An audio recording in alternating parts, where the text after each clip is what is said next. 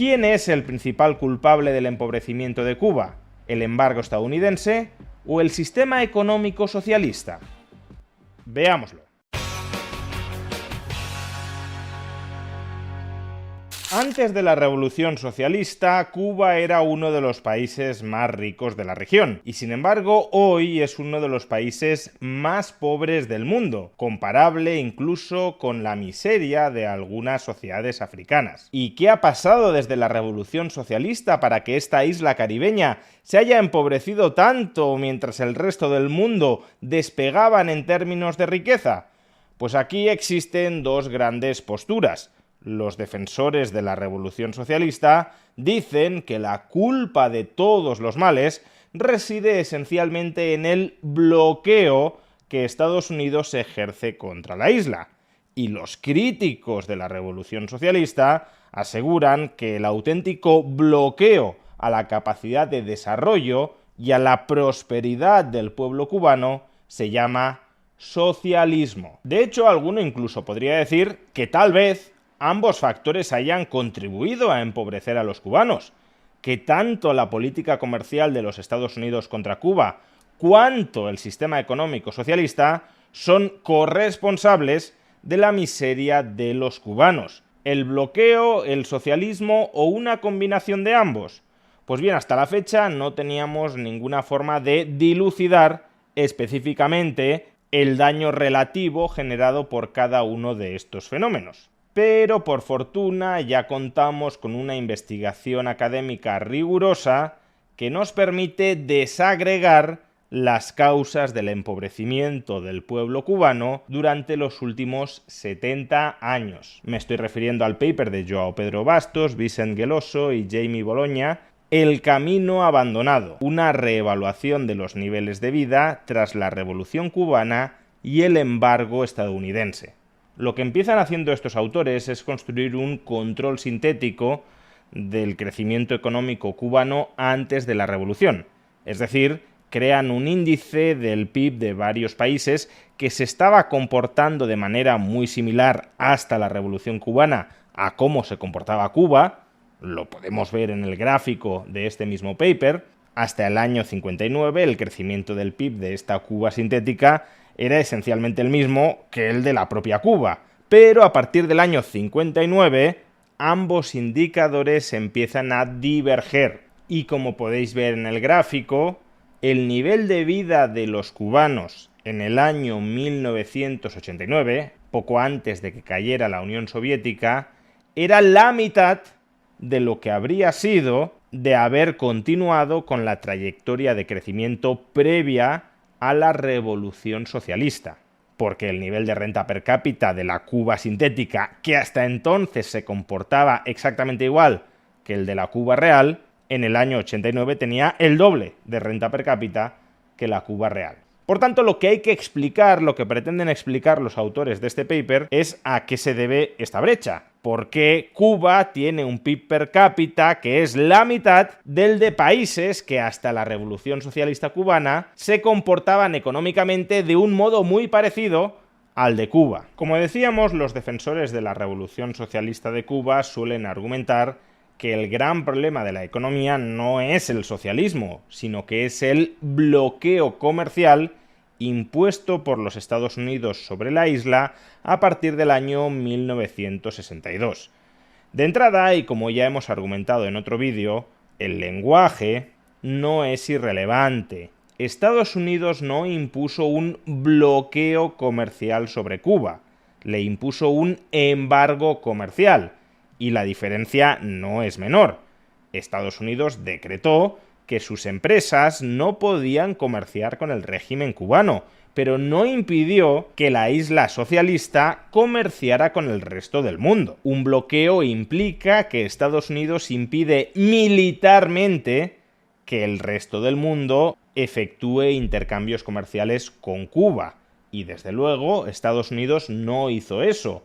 Estados Unidos no rodeó con barcos a Cuba para impedir que otros países pudiesen comprar o pudiesen vender sus mercancías en Cuba.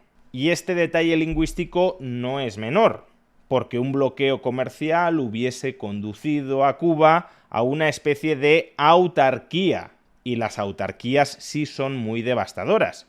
Pero el embargo comercial, lo único que impidió, que no es poca cosa, pero lo único que impidió, fue que Cuba comerciara con los Estados Unidos, pudiendo, por tanto, reorientar sus flujos comerciales hacia otros países distintos de los Estados Unidos. De hecho, eso es exactamente lo que hizo Cuba, especialmente con la Unión Soviética, pero no solo con la Unión Soviética. Lo podéis observar en este otro gráfico tremendamente revelador. Cuando comparamos la evolución del comercio exterior de la Cuba sintética, de los países que antes de la Revolución Socialista mostraban una trayectoria de crecimiento similar al de la Cuba real, cuando miramos la evolución del comercio de esta Cuba sintética, vemos que evolucionó más o menos pari passu al comercio de la Cuba real a pesar del embargo estadounidense. Es decir, que tras el embargo estadounidense, Cuba no se quedó sin comerciar. Dejó de comerciar con los Estados Unidos, esto es cierto, y lo podemos ver también en este otro gráfico, pero empezó a comerciar mucho más con otros países, en especial la Unión Soviética. Por consiguiente, si el embargo de los Estados Unidos no supuso que Cuba quedara aislada del comercio internacional, sino que redirigió el volumen de sus flujos comerciales de los Estados Unidos a otras economías hasta el punto de que el volumen total de comercio de Cuba es muy similar al de esa Cuba sintética, que terminó creciendo el doble que la Cuba real, parece bastante claro que el embargo no pudo ser la causa de su estancamiento, o al menos no la causa fundamental. Teniendo en cuenta la diferencia de crecimiento del comercio entre los países que componen ese índice de la Cuba sintética y el de la propia Cuba, a pesar del embargo, los autores del paper estiman que solo el 10% de toda la brecha de PIB per cápita entre la Cuba sintética y la Cuba real, recordad que la Cuba sintética tenía un 100% más de PIB que la Cuba real en el año 1989, solo un 10% de esa brecha se explica por el embargo estadounidense, y en consecuencia el 90% restante se debe íntegramente a los desastres provocados por el sistema económico socialista. Por ponerle cifras a esta dolorosa realidad, en el año 1989 cada cubano era de media $2.750 más pobre de lo que habría sido sin revolución cubana y sin embargo de por medio. Pues bien, de ese empobrecimiento relativo de $2.750 per cápita, solo $275 eran atribuibles al embargo. El resto, $2.475 per cápita de empobrecimiento, es una miseria que generó en Cuba el socialismo. De hecho, la realidad del desastre económico socialista todavía es peor. Y es que hasta el año 1989, Cuba estuvo recibiendo abundantísimas cantidades de transferencias unilaterales de ayuda de Estado por parte de la Unión Soviética. Si cuantificamos la magnitud de ese regalo, que nada tiene que ver con la riqueza que sea capaz de generar la isla, es una transferencia de recursos extranjeros a la isla para, de alguna manera, elevar con esas dádivas sus estándares de vida. Si cuantificamos la magnitud de esas ayudas, tenemos que en el año 89 el PIB per cápita de los cubanos era $690 más elevado de lo que lo habría sido sin esas ayudas. O dicho de otra manera, en realidad la Cuba real no era $2.750 per cápita más pobre que la Cuba sintética, sino unos $3.450 más pobre que esa Cuba sintética. Y de ese empobrecimiento relativo de $3.450, solo 275 eran atribuibles al embargo comercial.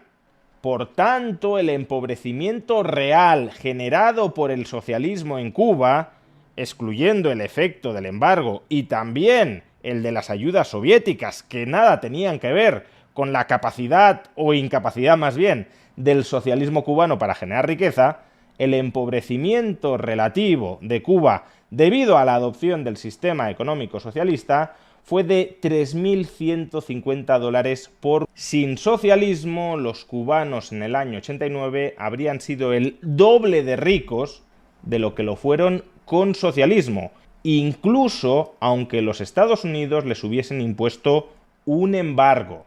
Todo lo cual vuelve a poner de manifiesto que la planificación centralizada a gran escala de la economía, el socialismo real, es miseria.